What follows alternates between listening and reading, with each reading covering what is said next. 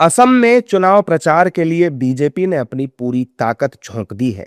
इसी सिलसिले में गृह मंत्री अमित शाह ने गोलपारा के दुधनोई में एक बड़ी जनसभा की। उन्होंने कहा कि कांग्रेस ने यहां सिर्फ चुनाव लड़ने का काम किया, लेकिन आदिवासियों के कल्याण पर कोई ध्यान नहीं दिया। उन्होंने कहा कि 75 साल में कांग्रेस ने किसी आदिवासी महिला को राष्ट्रपति नहीं बनाया। पीएम मोदी ने द्रौपदी मुर्मू को राष्ट्रपति बनाकर आदिवासी समाज का सम्मान बढ़ाया। ये कांग्रेस पार्टी ने आज आकर यहां चुनाव लड़ने आते हैं, कभी जनजातियों के कल्याण की बात नहीं करी। 75 साल हो गए थे, मगर कभी कोई भी आदिवासी महिला को राष्ट्रपति उन्होंने नहीं बनाया।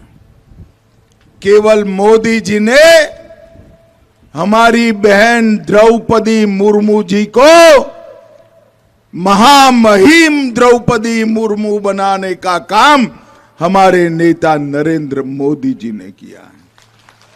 अमित शाह ने कांग्रेस पर निशाना साधते हुए 90 के दशक की बात याद दिलाई और कहा कि कांग्रेस जब यहां थी तब अशांति ही थी।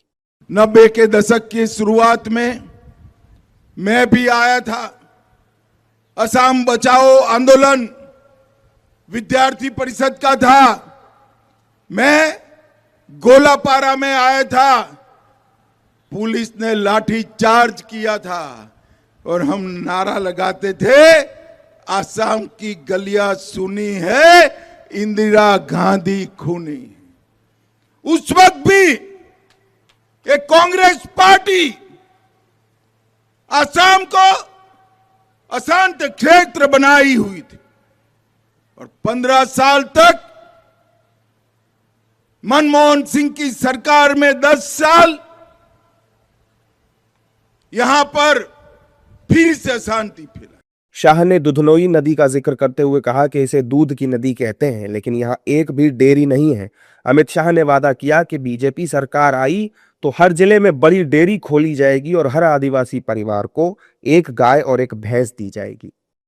ये दुधनोई नदी जो है ना, इसको दूध की नदी कहते थे, इसलिए दुधनोई नाम पड़ा है।